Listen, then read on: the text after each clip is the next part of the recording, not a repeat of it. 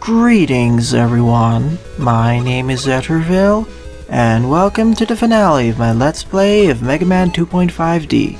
During the last part, I completed the challenge stage and showed off versus mode. I wanted to demonstrate an Easter egg in Wily stage number 1. Once you get to this point of the stage, get Rush It over there, use it to rocket towards the left, and hold left against the wall. You'll pass through the wall at a certain point and be able to access this area, which has a bunch of messages saying to go back to the right. Keep ignoring it and keep walking to the left. Eventually, you'll reach the point where you'll see a lot of interesting things in reference to the development team. In this one, I decided to show off Dr. Light, as he's the weakest character out of the 5 characters possible, so I decided to take him out for a spin. I wouldn't recommend playing as him, especially due to his weaker sliding maneuver. I suggest playing as either one of the 3 other characters, or 4 other characters, as they are definitely more powerful. But I just decided to show him off because most other fan games don't have Dr. Light as a playable character. I know that Mario crossover version 2 or 3 has Dr. Light, but other than that, I don't know of any other fan games that do have him. After all, through some testing, I believe that role would be a nice, high-risk, high-reward. Anyways, here's a room filled with 6 statues. I believe the names are in reference to some of the development team members and some of the major community members who played a pivotal role in developing this game. Interesting that that sword is actually shining. I thought it was a reference to a secret or anything.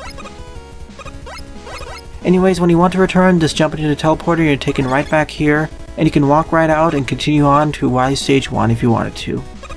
Thankfully, most enemies don't respawn, so traveling back upwards will not be a problem.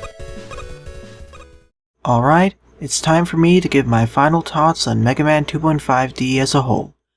Sorry for not posting this earlier. I got sick over the weekend, so I wasn't able to be in the right state of mind to present my thoughts. But I'm ready now. Let's first start with how I got to know about Mega Man 2.5D in the first place. I first learned about this title about 3 or so years ago from watching the trailers. They were animations, of course, but they piqued my interest a bit, seeing how Mega Man Classic would work in a 2.5D environment. But I quickly lost track of it, mainly because there were other fan titles coming out sooner, plus real life and other games coming out.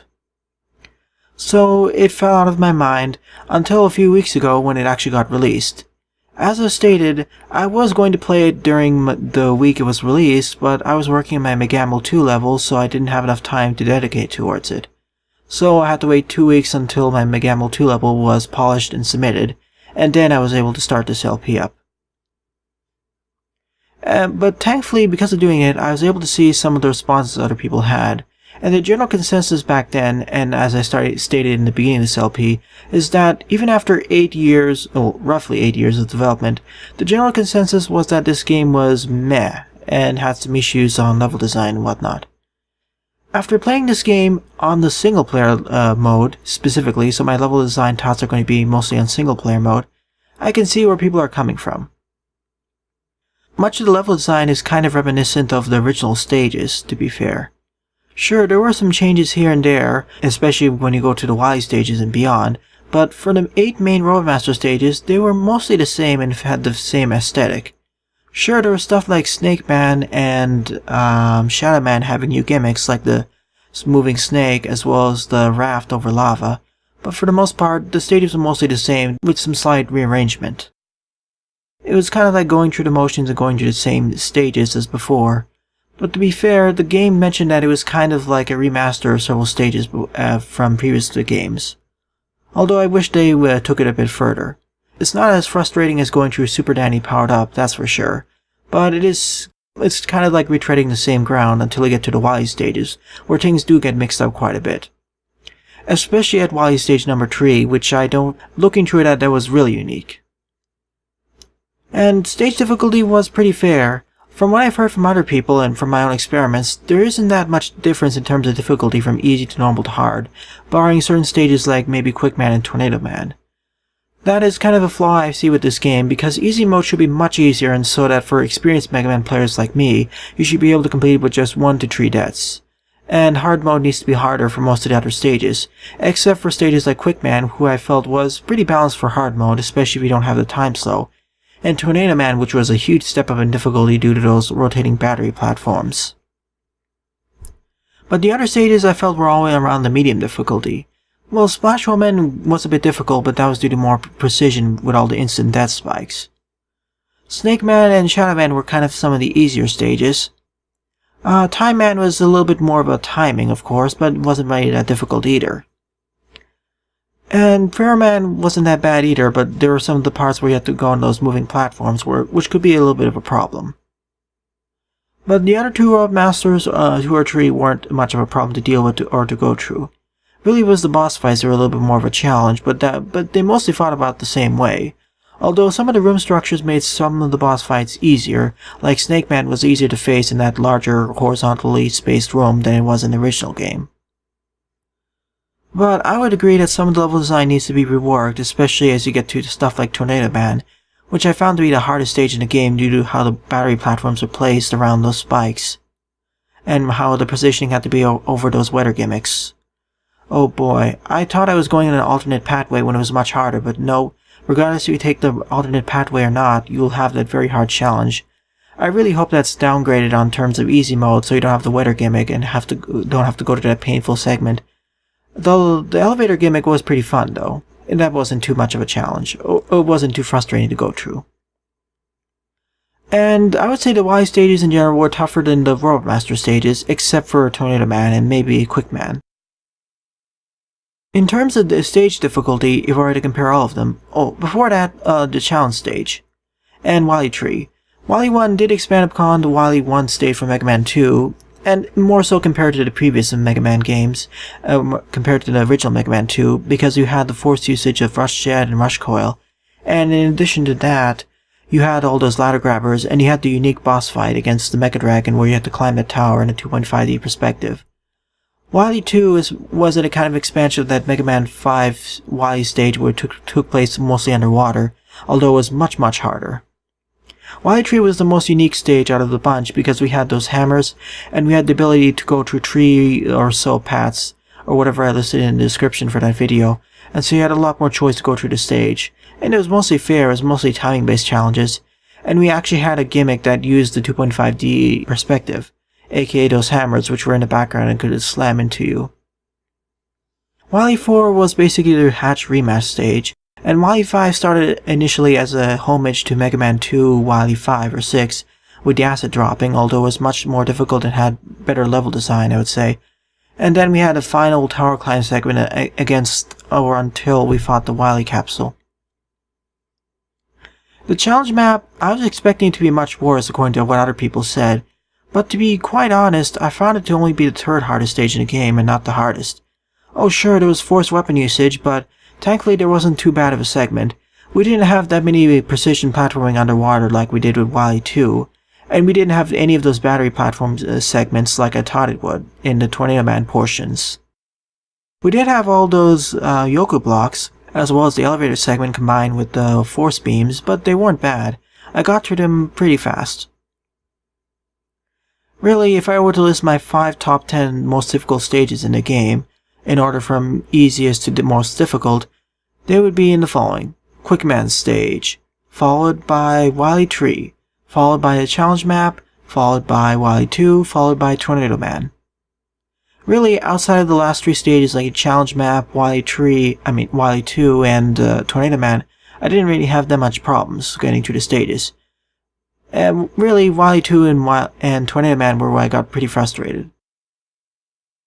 Now, as for the boss fights, well, the Road Master fights were all exactly the same as they did before, so I have nothing to comment on those. Though I wish they had 1 or 2 new abilities, or at least remixed their old abilities so they were a bit more unique. The Y stages where things got different. After all, for the Mecha Dragon fight, we had the original chase segment, but instead of doing it in a 2D plane, we actually had to climb the tower and we had to avoid getting knocked out of the ladders. So that was certainly unique, and it really utilized the 2.5D perspective pretty well. And the Blue Devil fight at the end of Wily 2, that was pretty fun as well. Thankfully, I noticed that instead of just opening his eye once and then just moving on to his other phase where it actually splits apart into smaller blobs, it actually opens the eye twice, which I quite appreciate. although I would have appreciated if it was twice or something. And then in between each phase it switched between the perspectives, although you could easily replicate that in 2D, of course. The Wily Stage 3 boss against the 3 Mega Man killers, that was certainly a pain, especially considering how difficult or long the stage preceding it was. I can imagine how frustrating it would be if you died to the Mega Man killers if you didn't have enough E-tanks and had to repeat the entire stage all over again. Yeah, that would be really frustrating. I really wish there was a life drop or weapon pickup or E-tank that is dropped between each Roadmasters, as I think that if you die in between the fight, you'll have to fight all 3 Mega Man killers all over again, which you can find to be really frustrating. Either I hope that the developers add a feature where, well, I didn't really see it, but I anticipate, I hope the developers have it so that if you defeat a Mega Man killer in the fight and you die, you don't need to refight them again. Though I wish that the developers, maybe on easy normal mode, they drop a large energy pickup or something, so that players' life energies are refilled at least a bit.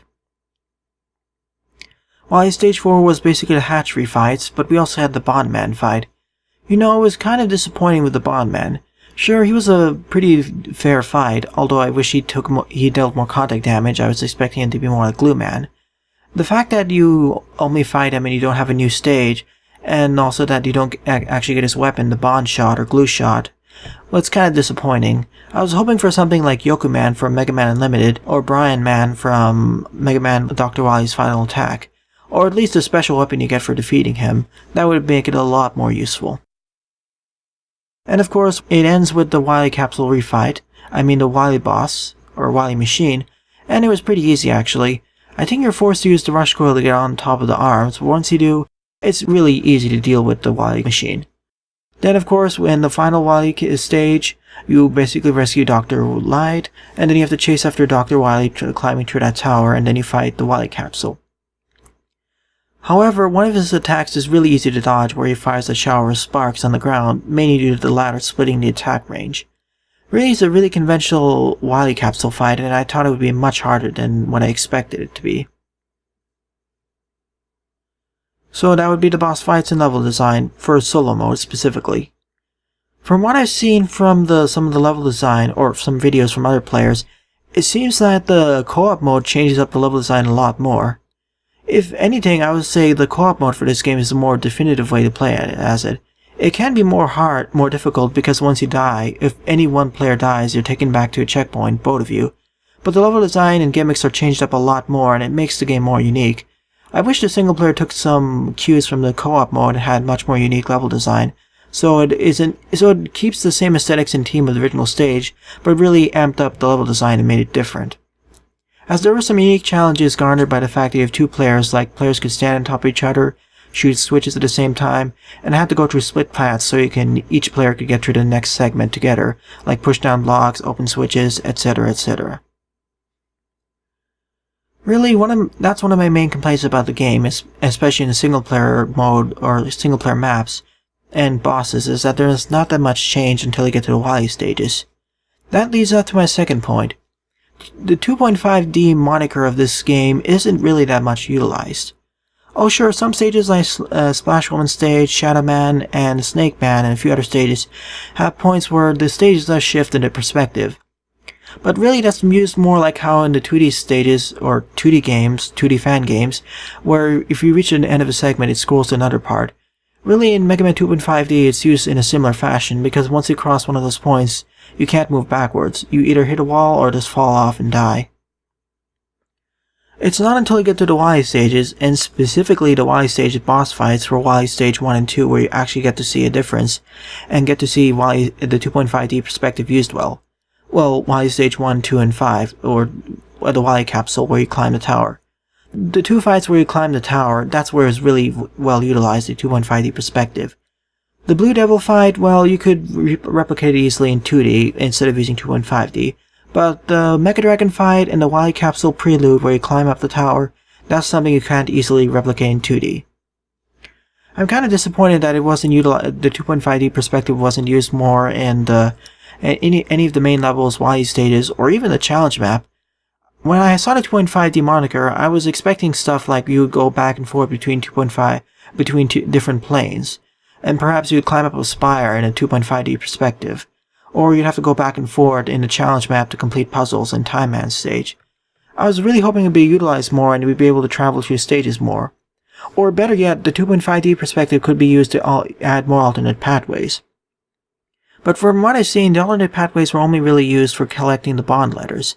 Like in, for example, stages like Ferroman, where you can open up new pathways, but sadly it didn't really utilize the 2.5D perspective for alternate paths. I was really hoping that, because of how 2.5D perspective is, it would open up more pathways to complete the stages.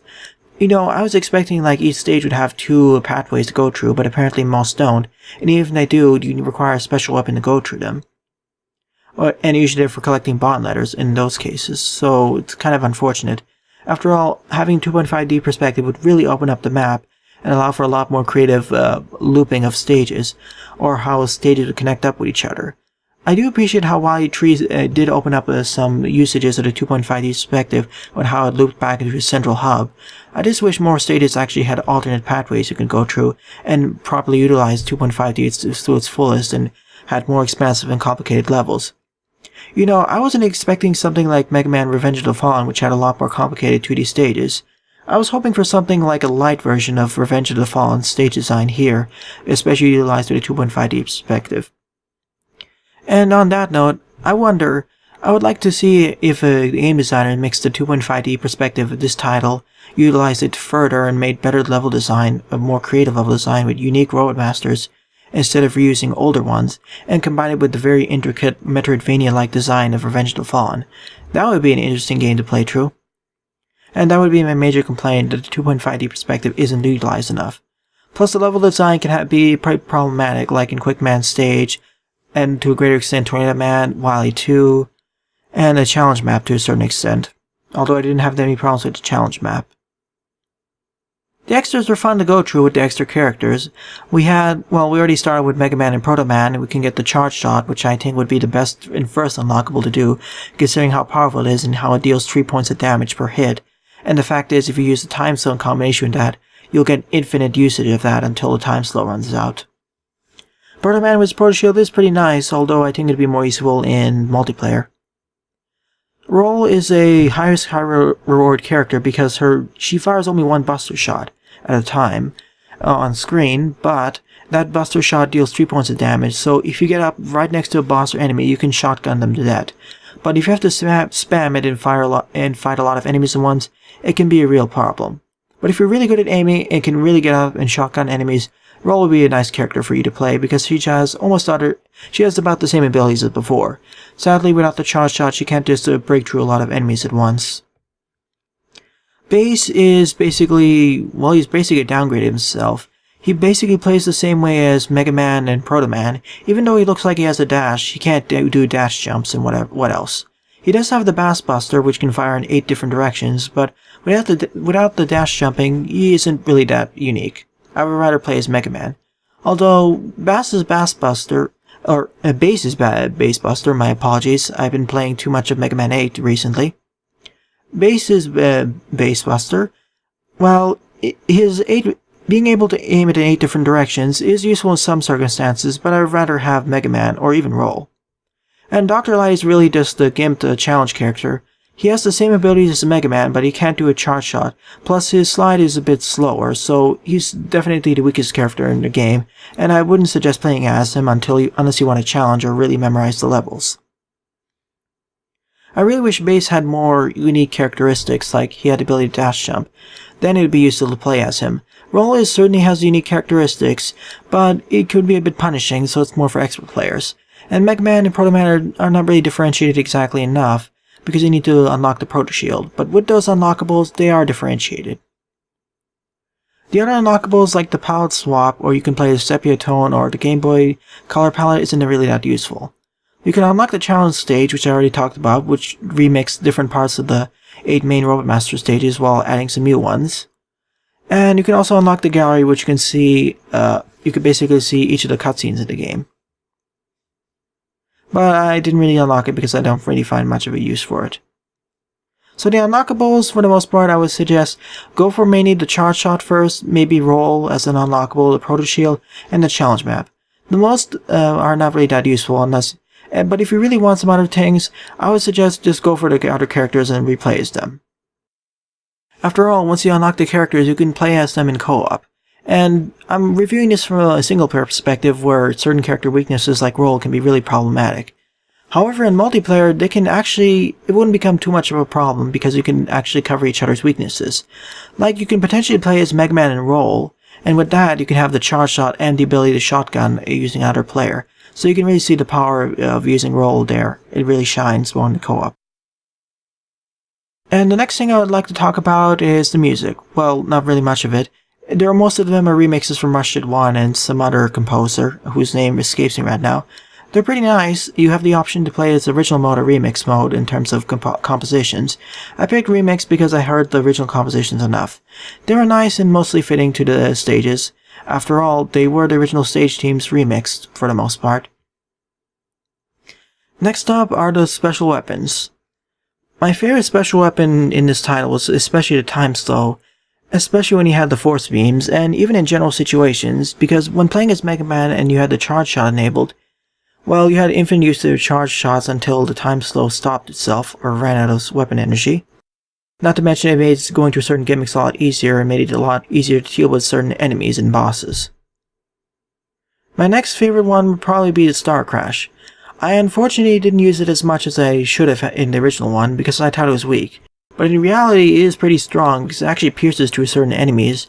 I mean, it just destroys the orange Sniper Joes because it pierces through those shields, and it deflects a lot of regular projectiles. I really realized the power of it when I played through the challenge map, and I replayed through a few stages. I really should have used it more. Surge Snake is mainly a utility weapon, although it's useful against the spines. The Shadow Blade is useful, but it's kind of short range, but it's mostly useful if you want to hit enemies at close range where you can't hit from one of the diagonal angles.